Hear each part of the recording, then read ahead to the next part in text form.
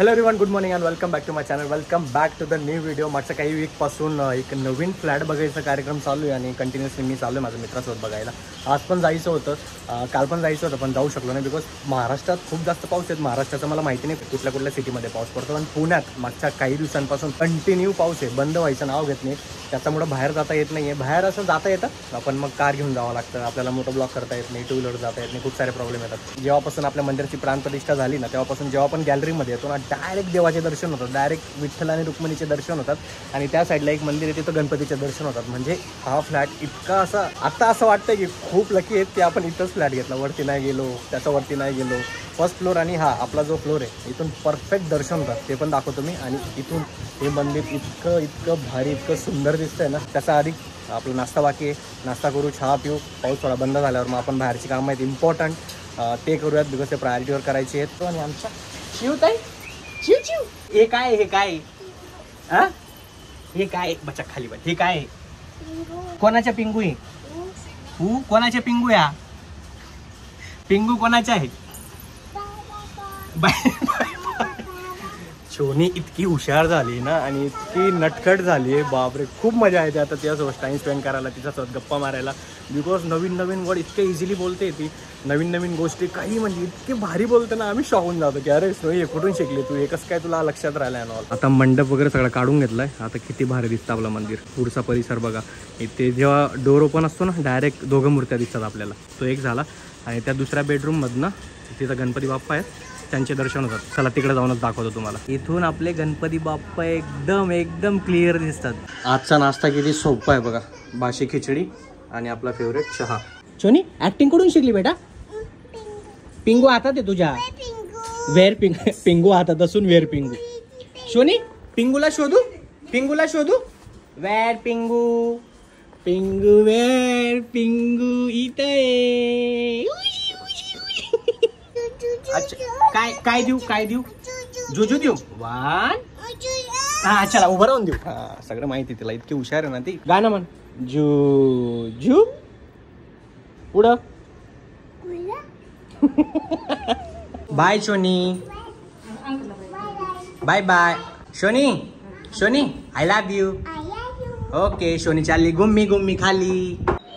चिवचिव तर येऊन गेली. हा माझा फेवरेट ब्लॉग बघतोय आपल्या प्राणप्रतिष्ठेचा. तुम्ही बघितला नसेल तर जाऊन बघून घ्या. खूप माझा आवडता ब्लॉग आहे. आणि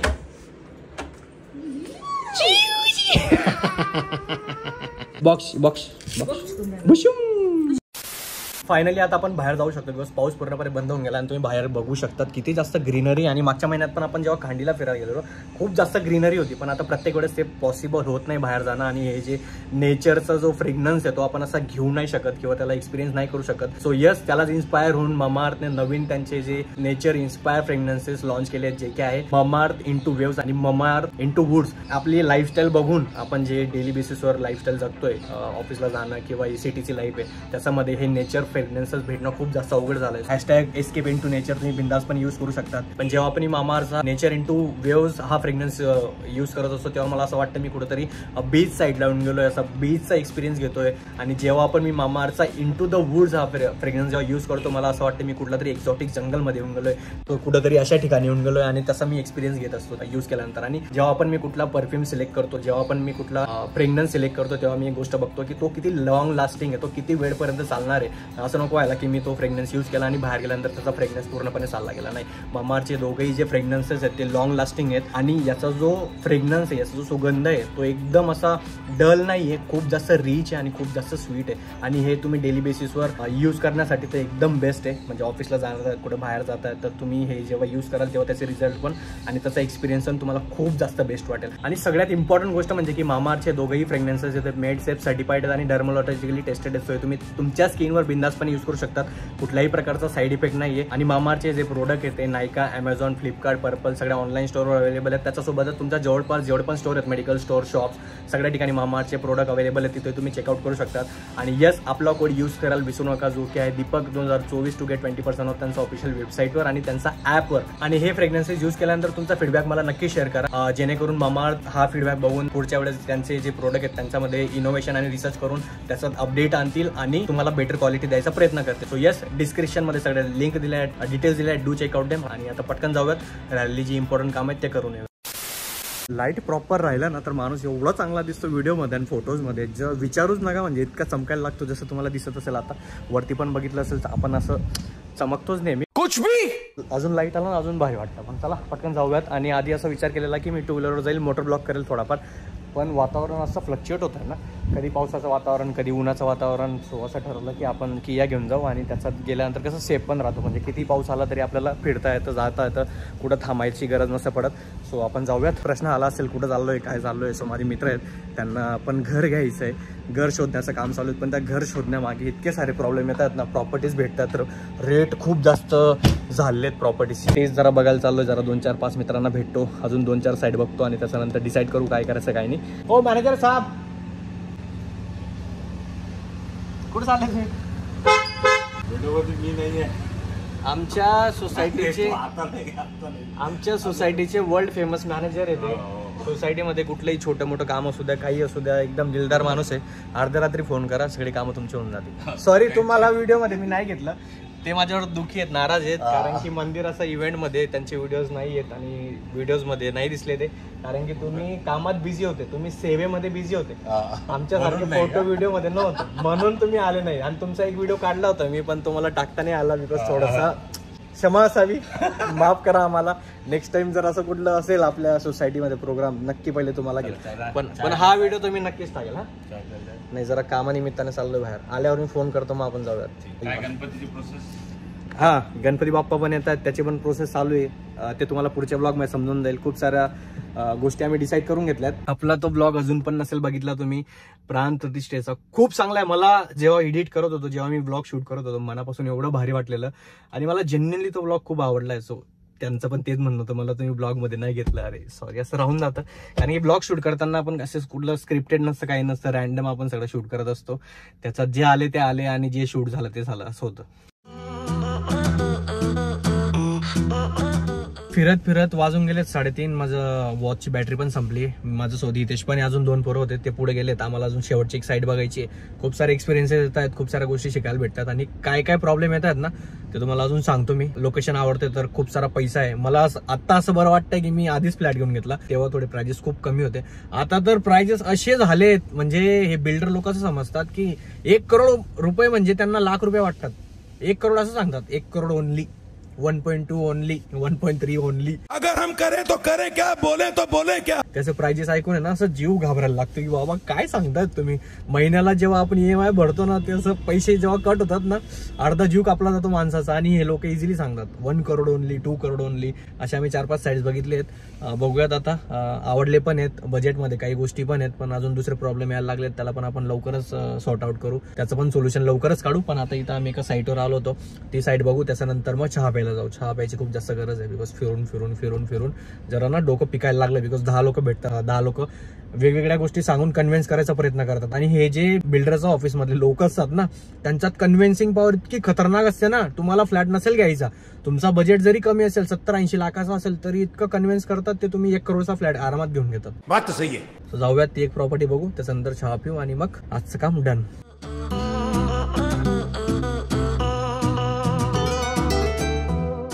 सगळ्या मित्रांना सोडून दिलं, ते आपापल्या घरी गेलेत आणि मी आता जात होतो आपल्या घरी. मध्येच बघितलं आपला जो मी जिथं फ्लॅट घेतलाय, खूप महिने झाले, मला आठवत पण नाही लास्ट टाइम मी कधी आलेलो इथं अपडेट घ्यायला आणि मी कधी कन्स्ट्रक्शन किती झालंय, काय झालंय, मी बघायला पण नव्हतं आलो. आपला जो फ्लोर आहे तो पण रेडी झालाय. आउटसाईडचं जे लेआउट आहे ते बाहेर कम्प्लीट झालंय. मधलं तर खूप सारे कामं बाकी. तुम्हाला जे काही फ्लॅटचा इन्क्वायरीज असतील किंवा जे काही क्वेश्चन असतील ना, ते दादाला विचारा इंस्टाग्रामवर.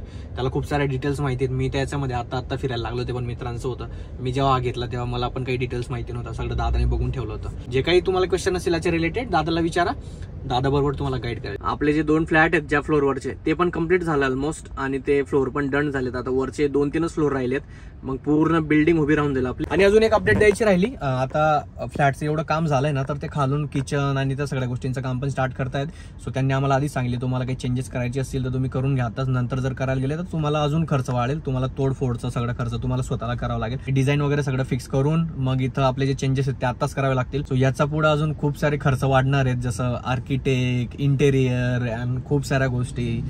पैशांनी पण आणि डोक्यांनी पण आपल्याला खूप जास्त काम वाढणार आहेत, खूप डोक्याला ताप होणार आहे. पण ठीक आहे, एवढं आता करत आलोय तर ते पण होऊन जाईल, एवढा काही लोड नाहीये. स्टे ट्यून, व्हिडिओ शेवटपर्यंत बघा आणि प्लीज अजून पण सबस्क्राईब केलं नसेल सबस्क्राईब करून द्या. अजून गेले 4:30 आणि आता आपण जेवण बाकी होतं माझं. असं पण काही भूक नव्हती, पण आता खूप जास्त भूक लागली. आपण बाहेर फिरून आलो, सगळ्या गोष्टी करून आलो, तर आता मी जेवण नाही करणार आहे. डायरेक्ट मी प्री वर्कआउट मीलमध्ये हे बघा, ॲपल, म्युस्ली, थोडे बदाम, पीनट बटर, दूध हे सगळं असं मिक्स करून प्रॉपर आपलं मील बनवणार आहे आणि हे खाणार आहे. तुम्ही आधीचे व्हिडिओज फॉलो करत असाल, आपण जेव्हा रेंटेड घरात राहत होतो खूप आधी, म्हणजे लॉकडाऊनचा वेळेस आपण बघा घरातच एक बनवायचो, स्मूदी बनवायचो, की अशी स्मूदी असायची. सो आता हा जो माझा डाईट आहे, आता मी हळूहळू परत स्टार्ट करतोय, ट्राय करतोय की मी 100% डाईट अचीव्ह करेल. 50-60-70% होतोय, पण 100% होत नाही. पण आपण हळूहळू ते पण अचीव्ह करू. मला चिवचिव ताईचा आवाज आला रे. उठली तू? Good morning Choni, good morning. नुई आणि अंकल इथं मस्त ॲपल खातात, त्यांचं मील बनवतात आणि मगाशी आम्ही इथं खेळत होतो, गप्पा मारत होतो, तिच्या मागे पडत होतो आणि इकडे आल्यानंतर बघितलं तर आमचं दूध.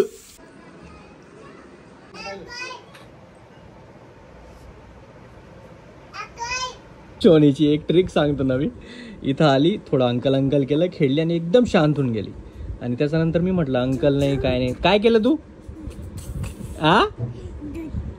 डुडू केली. सांगत का नाही मग तू? एकदम सायलेंट उभी, म्हणजे आम्हाला समजून जातं काहीतरी कार्यक्रम झालाय. दादाचा आज पोल खोल झालाय. भाभी रुक जा, यही रुको, आज इसकी पोल खोलेंगे. वहिनी अपडेट घेत होता की स्नोईचा आजचा रुटीन काय होता, कसा होता काय नाही. या अलेक्सा जरा गप तू. हा या माणसाला, अलेक्सा स्टॉप झाली का? अलेक्सा स्टॉप, अलेक्सा शांत, अलेक्सा टर्न ऑफ.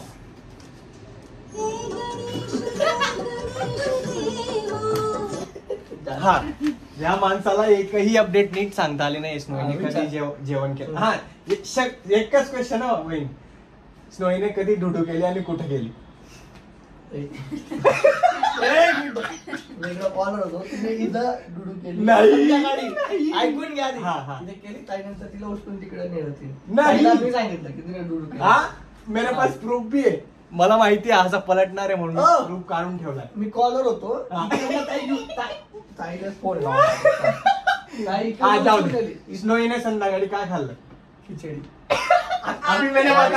आता मी सांगितलं मला पण साबुदाणा बाप, दूध का दूध पाणी का पाणी झालंय. पण वहिनी किती काही झालं ना, स्नोई तिचा पप्पा शेणार. आता पप्पा गेला खड्ड्यात, अंकल गेला खड्ड्यात, ताई गेली खड्ड्यात, फक्त मम्मा. आणि एकमेव मम्मा आहे जिच्याकडे अशी स्वतःहून जाते, स्वतःहून असं प्रेम करते. आमचं नशिबातच नाही असं की स्नोई आली स्वतःहून, पण येते अंकल पापा करते. पण मम्मी आली का पण हा, पण मम्मी डायरेक्ट इथं असं टॉप मोस्टला डायरेक्ट. वाजून गेले संध्याकाळचे 7 आणि आता आपला जिमला जायचा टाइम झालाय. जिमला जाऊयात. खूप दिवसानंतर मी जिमचा व्हिडिओ शूट करेल, बिकॉज तुम्हाला माहिती असेल जिम आपली कधी बंद असते, कधी चालू असते, रेग्युलर कधीच नाही. आपण मागच्या 4 ते 5 वर्षात मला जेवढं एक्सपिरियन्स आहे त्याच्यात मी कधी रेग्युलर नाही झालोय. डाएट, वर्कआउट याच्यामध्ये कधी ना कधी गॅप झालाय, कधी तर 4-4 महिन्याचा पण गॅप झाला, जेव्हा आपल्याला इथली इंजुरी झालेली, शोल्डरची इंजुरी झालेली, 4 महिना जिम बंद. असं रेग्युलर कधीच नाही. जर रेग्युलर राहिलो असतं ना, आपली फिजिक्स कुठं झाली असती आणि आपली बॉडी 1 नंबर झाली असती. पण आपला तो टार्गेटच नाही, आपला गोल तो नाहीच आहे. आपल्याला बॉडी बिल्डिंग वगैरे खेळायची नाही, फक्त फिट राहायचं आहे, थोडं हेल्दी राहायचं आहे. त्यासाठी आपण जिम करतो. आणि अजून एक रुटीन मध्ये नवीन गोष्ट ऍड झाली, मी ते खाली जाऊन सांगतो. याचा आधी बघितलं असेल आपण जेव्हा जिमला जायचो होतो डायरेक्ट जायचो, पण आता एक नवीन गोष्ट ऍड झाली, ती म्हणजे आपण आधी विठू माऊलींचे दर्शन घेतो, त्याच्यानंतर जिमला जातो. मंदिर कसलं सुंदर दिसतं, तुम्ही पण दर्शन घेऊन घ्या विठू माऊलीचे. येऊन गेलो आपण दर्शन करून. आणि अजून एक गोष्ट मला असं वाटतं, काही % लोक, तो 1% असू द्या, 2% असू द्या, 0.5% असू द्या, त्यांना असं वाटत असेल काय मंदिराचे व्हिडिओ दाखवतो, काय तू मोठं काम करतो की तू दर्शन करून आला तर काहीतरी वेगळं करून आला. तसं नसतं. पण काही लाईफमध्ये, आयुष्यात काही टायमानंतर आहे ना, ह्या सगळ्या गोष्टी आपल्या आयुष्यात इम्पॉर्टंट असतात. बिकॉज इतक्या गोष्टी आपल्या आयुष्यात चालल्या असतात ना, खूप डिस्टर्ब असतो माणूस, खूप त्याचा धुंदीत असतो. पण एकमेव प्लेस आणि एकमेव ठिकाण असं असतं जिथं आपण स्टेबल असतो, जिथं आपल्याला चांगलं वाटतं जाऊन, जिथं आपण शांत असतो. नाहीतर पूर्ण दिवसभरात, पूर्ण आठवडाभर तेच काम हे ते याचं टेन्शन त्याचं टेन्शन तेच चालू असतं. फक्त एकमेव ते प्लेस आहे जिथं तुम्ही 5 मिनिटं 10 मिनिटं 1 मिनिट जेवढा पण टाइम तुम्ही तिथं असतात सगळ्या गोष्टी विसरतात आणि जरा शांत असतात. म्हणून मी ह्या गोष्टी दाखवत असतो की जेणेकरून जेवढे पण लोक व्हिडिओज बघतात ते ह्या सगळ्या गोष्टी करतील. जे न करणारे ते पण करतील फॉर शुअर. हा एक चांगला इन्फ्लुएन्स असतो म्हणून या सगळ्या गोष्टी दाखवत असतो. पण येस, मला स्वतःला त्या गोष्टी आवडतात मनापासून म्हणून मी तुम्हाला लोकांना पण दाखवत असतो.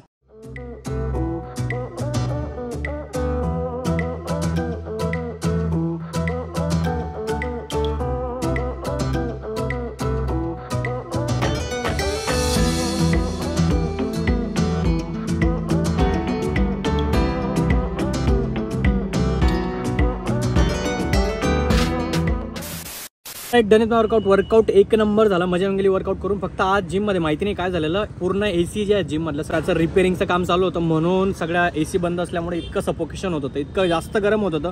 माझी हालत दिसत असेल तुम्हाला. मी फ्रेश झाल्यानंतर सुद्धा मला एकदम असं गरम होतं आणि घाम यायला लागलाय. बट असो, आत्ताचा प्लॅन सध्याचा असा आहे, घरी जायचं होतं पण तो प्लॅन कॅन्सल झाला. घरी जेवायचं होतं तो प्लॅन पण कॅन्सल झाला. मी चाललो मित्रांसोबत. आमचा 4-5 दिवसापासून एक प्लॅन चालू होता. तर आज तो ठरवला की आज जायचं आहे. इथं फिनिक्स मिलेनियम करून मॉल आहे, त्या मॉलमध्ये नूडल्स करून एक शॉप आहे, तिथं जायची इच्छा आहे माझ्या मित्रांची. सो तिथं जाऊयात, पार्टी करूयात, डिनर तिथं करूयात. त्याच्यानंतर मग आपण परत घरी येऊयात.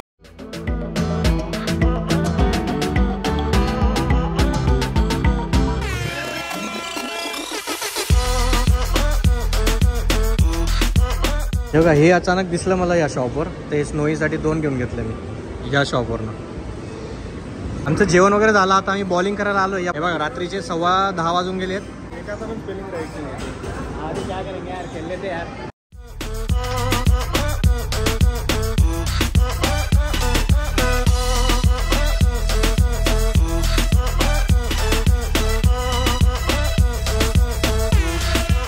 बुरान भाई थँक्यू यार, थँक्स अ लॉट.